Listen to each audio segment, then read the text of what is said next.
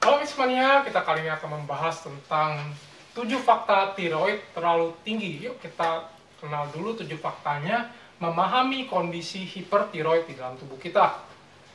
Penasaran?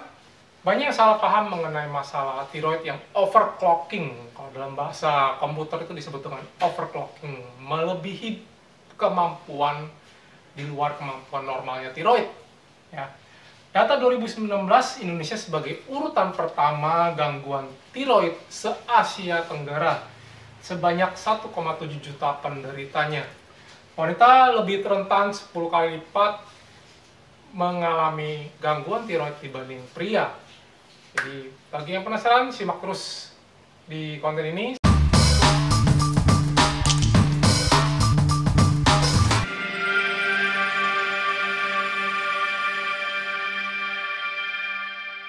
Terima kasih telah mengklik video ini.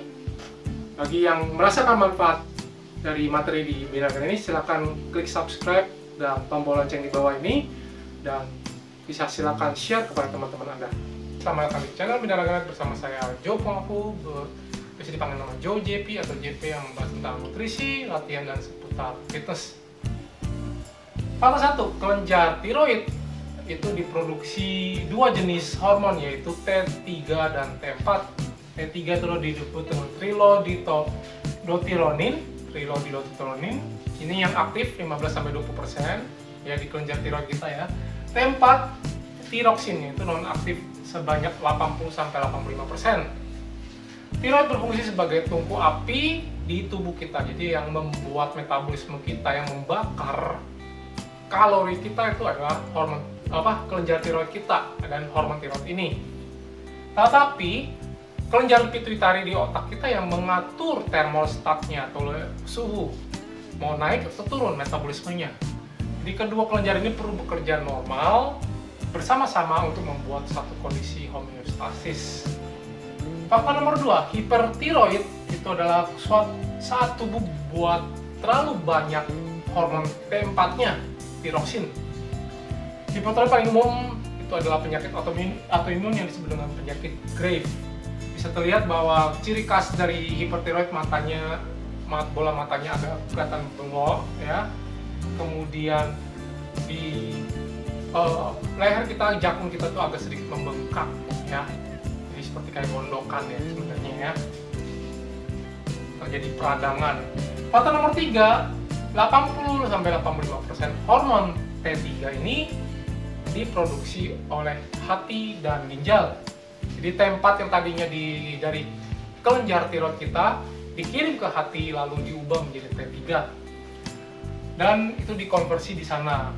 Dan hati memproduksi sekitar 50-60% T3, dan sisa ada 20%-nya itu adalah RT3. Jadi RT3 ini adalah reverse T3 yang berfungsi sebagai rem supaya jangan terlalu banyak berlebihan. Faktor nomor 4, sangat langka terjadi masalah primer pada kelenjar tiroid ini, kecuali Anda terpapar oleh sinar radiasi terus-menerus ya pada bagian leher sini. Mayoritas kasus tiroid terjadi karena sebagai masalah sekunder di tubuh. Jadi masalah primernya apa?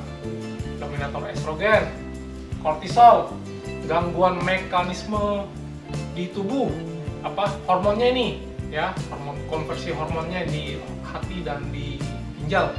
Kemudian alergi atau intoleransi terhadap yodium, dan terakhir adalah infeksi ya.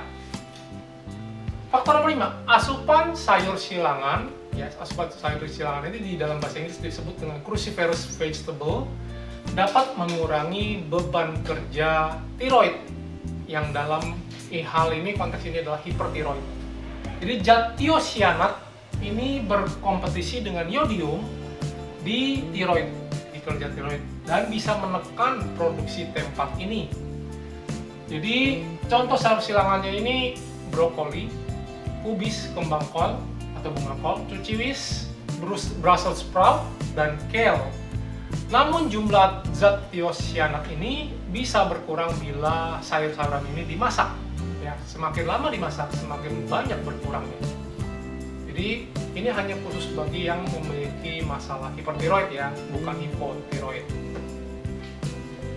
Hipertiroid faktor nomor 6 berpotensi terkena gagal jantung. Ini dikarenakan akibat dari kurangnya vitamin B1. Jadi karena kerja tiroid terlalu berat, vitamin B1-nya dipakai terus-menerus untuk mengkonversi energi. Konsumsi vitamin B1 alami, contohnya adalah nutritional yeast, juga ada di garlic, di bawang putih, dapat mencegah resiko gagal jantung bahkan pada penderita penyakit jantung sekalipun.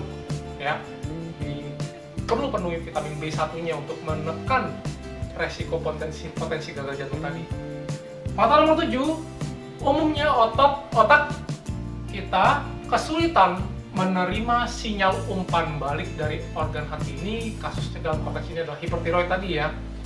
Jadi ada apabila di hati dan organ hati sama organ ginjal kita saat mengkonversi T3 ini akan memberikan sinyal pada otak kita bahwa oke, udah cukup nih T3-nya. Tapi ini karena kesulitan menerima sinyalnya. Dan biasanya kita memerlukan puasa dan diet LCHF, karbohidrat rendah, untuk dapat membantu meriset ulang mekanisme sinyal ini. Ya, sinyal dalam hal ini kondisi hipertiroid ini. Bila mekanisme balik normal, maka produksi tiroksin T4 bisa kembali normal. Ada pertanyaan seputar masalah hipertiroid ini ataupun masalah-masalah tiroid juga, silakan monggo berikan komentar di bawah. Semoga ini bermanfaat. Saya Joko Afu bersama Binara Genet.